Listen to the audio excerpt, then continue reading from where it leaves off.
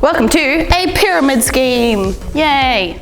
So we're going from 100 to 20, back to 100, 2 rounds through. So you'll repeat the same, I can't do speedy maths, 8 exercises, I think. So starting off, this is all pregnancy and postpartum safe as well. There are a couple of alternates, but if there aren't alternates, it's because they're okay for you to do. So we're starting off with 100 mountain climbers. If you are pregnant, then you can do these at an incline, so hands on a table or a chair or something, and just sort of take out more of the running aspect of it and do an individual leg drive. If you're happy to do mountain climbers the normal way, then it's hands underneath shoulders, squeeze your belly button into your spine, and you're driving your knees nice and quick between the hands, trying to only have one foot on the ground at any time. Then if you need to, you can just march on the spot. And then again, this is what you'll do at an incline if you are pregnant or not quite comfortable holding a plank position. So 100 reps of that in total. Then we're moving on to 80 reps of a froggy. So take a wider squat position, push your elbows out into your knees, drop your hips down, get your chest up, and then pumping your hips high, bringing your glutes back down. So these I doubt you'll get 80 done in a row. If you do, message me. So break them up into groups of 20 or groups of 10 until you've done 80. Designed to burn your legs out, get you feeling sore nice and quickly. Then we move on to 60 reps of jumping lunges or a regular lunge if you're not up to jumping. So if you are jumping, you're alternating each time, getting your legs to 90 degrees.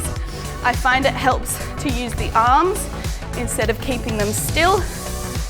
And then if you're not jumping, it'll be a step back with a nice quick changeover until you've done 60 in total, 30 on each side. Then we move on to 40. It's 40 seconds of a side plank hold on your right hand side to start off with.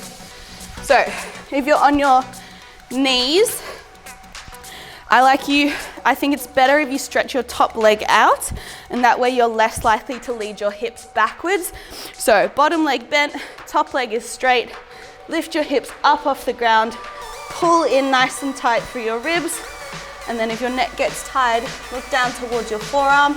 If you're on your toes, both legs are nice and straight, hips are elevated, and again, looking at that forearm if you need to. 40-second hold. Then we move on to 20. So this is 20 reps of half burpees. Your option, if you're not up to doing half burpees, are squat jumps. Or again, you can transition into squat pulsing if you don't want the impact. So a half burpee is the bottom section of the burpee. You start in a plank position. You jump your legs forward. It's easier to jump them wide. And then you take your hands off the ground. You can maybe tap your shoulders for an indication that you're up high enough. Hands to the ground, legs back, legs forward, hands up, hands down. So you're just getting rid of the jumping up portion of the burpee. The wider your legs are, the easier it will be to keep your hips nice and low at the top of your half burpee. You don't want to be standing up too tall, kind of like a prisoner squat. You want to finish in a squatting position rather than right up here. Then we start to go back up the pyramid. So 40-second side plank hold, now onto our left side.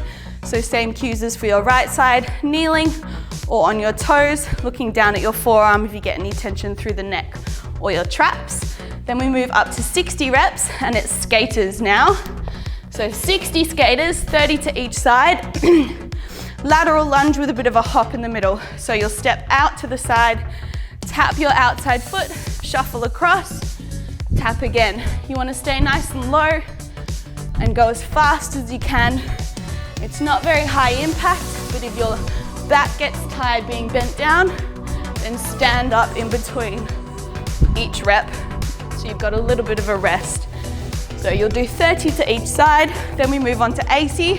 We're doing 80 plank toe taps, or if you're not up to holding a plank position, even at an incline, you're squat pulsing. If you are doing your plank toe taps, it's elbows and toes or elbows and knees.